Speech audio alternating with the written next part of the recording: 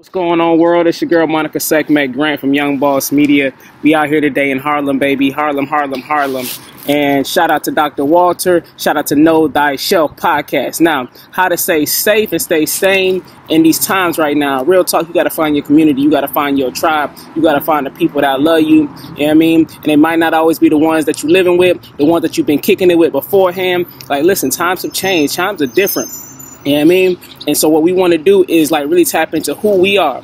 You know, you've been faking. You've been walking into that job. You've been faking. You've been faking to get a paycheck. You ain't got to fake no more. Government gonna send you the check regardless. So don't fake no more. Be who you are. Be who you're supposed to be. And you're gonna find your real tribe. You know, another thing, cut off that TV. Matter of fact, throw the whole thing out. That thing is zapping you with energy, man. Fast from food, fast from alcohol, fast from everything. It's Ramadan Mubarak. You know what I mean? Assalamu alaikum. Peace to everyone. Peace and light. You know, stay away from negative energies, negative beings. You know who these folks are. But anyway, that's my time. Monica Sekhmet Grant, Young Boss Media in the house. Love y'all. Thank y'all for watching. Shout out to Dr. Walter. Peace.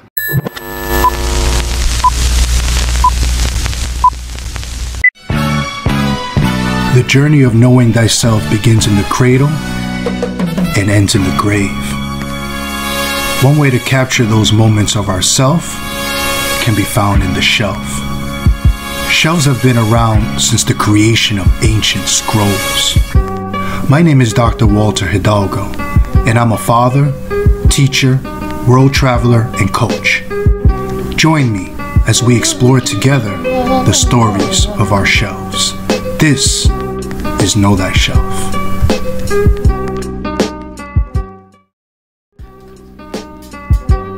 Peace, beautiful family. This is Dr. Walter, and this is episode numero 18 of the Know Thyself podcast. I am so grateful that you are here to join me today. From wherever you are on God's green earth, I humbly say thank you so much. The Know Thyself podcast basically utilizes the metaphor of the shelf to extrapolate the self. And typically what we do in the Know Thyself podcast is we bring guests, and given the circumstances that we're all in, that has been put in a pause, but at the same time I felt like I had to jump right in and start the journey of ourselves, especially since we're all going to be home. We're all quarantined, and somewhere in the home is a shelf, and this is a great opportunity for us to get to know our shelves. I typically give shout outs at this time, but I can't do that right now because I want to give a rest in peace to my brother, Fred the Godson. He passed away really young age, mid-30s, too young. So, my condolences to his family. This picture is right here. I met him at Hostos, at Mama's Hip Hop Kitchen. Shout out to La Terre. You should definitely check that out. It's an all-women showcase at Hostos Community College in the Bronx. Shout out to the Bronx. But Fred told me not to ever share this until it was time, so I feel like it's time to share this with y'all. But Fred helped me in so many ways kind of get this research going.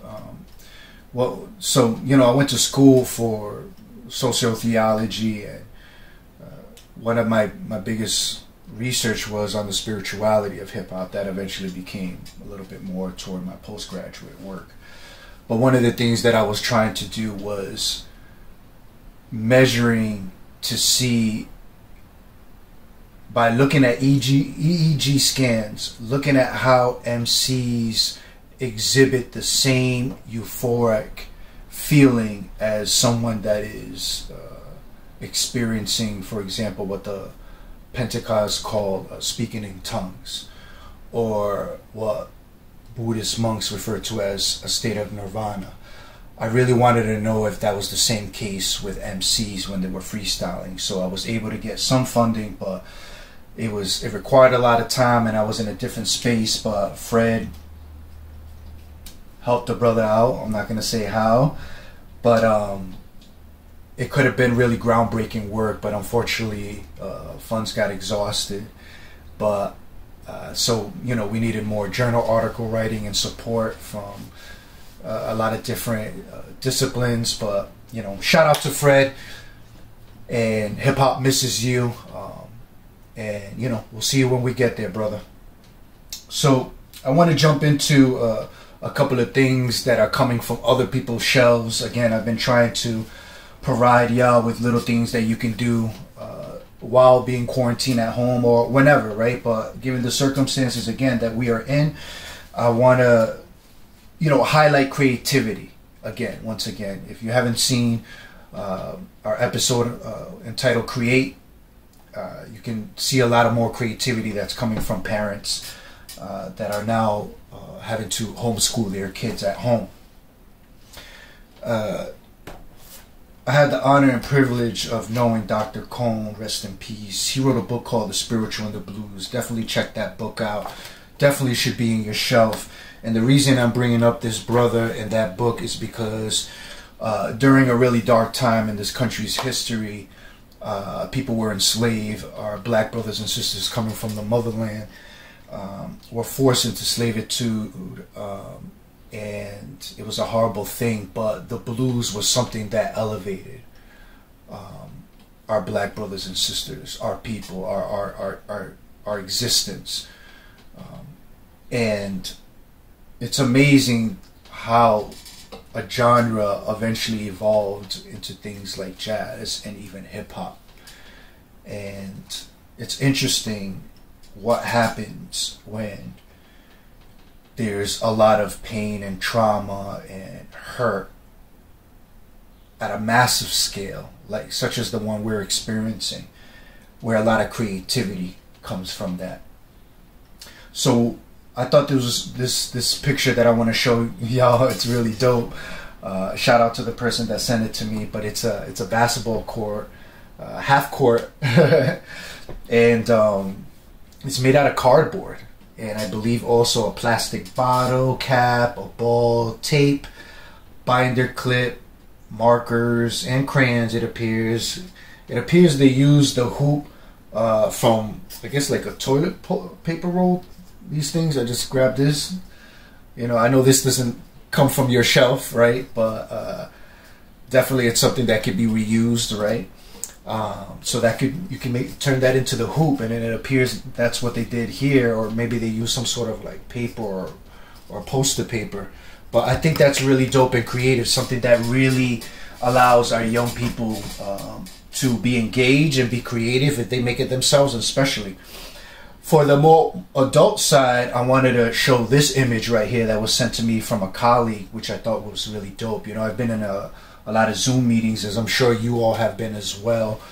You know, whether it's with family or professionally or whatever, you know, Zoom, I even hear it's you know, really blowing up. You know, hop on that stock if you can. But I like how they use the sticky notes to go around the laptop, you know, and if you are the person that's organizing or facilitating a Zoom, it's a great way for you not to look down, you know what I'm saying, as you're presenting or speaking to people in a Zoom setting. So, you know, once you're done, you can, you know, take each tape off as you go, but it allows you to have that eye contact with people in the video, not like as opposed to, you know, looking down as if you're reading. I myself try to do that, and I think that's a great skill also for teaching, right? All right, family. Again, what makes the Know Thy Shelf podcast really dope is guests, but again, you know, I don't want to, you know what I'm saying, do the whole Zoom thing, although I'm thinking about doing it, and, you know what I'm saying, to have people, you know, call in or Zoom in live and do that stuff. I'm definitely considering it, but I really feel like this is going to be so ill when we bring people in the physical. But for right now, I want to keep these short and sweet and to the point. And one thing that I want to talk about is kind of deep, yo. But I'm not going to go too deep. Keep it short and sweet, as they say. Keep it simple, silly. Kiss. Keep it simple, silly. And I'll do that. And one thing that I want to bring out of my shelf really is this image right here that I want to pop up. It's called a genogram. When I was studying to get my doctorate, I had to, a big part of my degree was theological. So I'm more of a theologian. It's a combination of sociology and theology. But I'm very much theologically rooted, I feel. Well, we all are. That's a whole other conversation. But at the end of the day, a lot of what I studied was theology, and part of what I had to do was take a ministry course. So I took a survey. I kind of sat in, not necessarily did all the work. I participated and took notes, but it was for people that were studying to become pastors and ministers, or laity, people who they don't wear the collar or reverence, but they do the work. That's what I am. I gotta remind people, I ain't no priest, yo. Don't be calling me Father Walter, yo. I've replaced it with the DR. You can call me the DR, but even that, you don't gotta do that. The genogram was something that I got introduced when I took that course, because part of what ministers have to do is they have to be they're one of the first lines of support when someone experiences trauma, hurt, pain, or revisits trauma. And that's what's happening here on a very large scale, especially home, and families are being reacquainted, and I'm sure a lot of surprises are popping up. Domestic violence is an issue that's happening that's really hurting me, right? It's very painful to hear this stuff.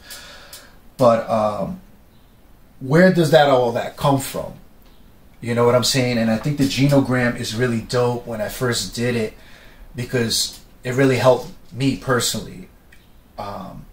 And it's essentially, don't get it, I mean, it looks like a chart or a graph or something out of like a Microsoft presentation. It's not that complex. I mean, definitely Google it and look into it, of course. But what essentially is a family tree, and it's basically, it goes a little bit more deeper than just who your grandparents and your siblings and your great parents are.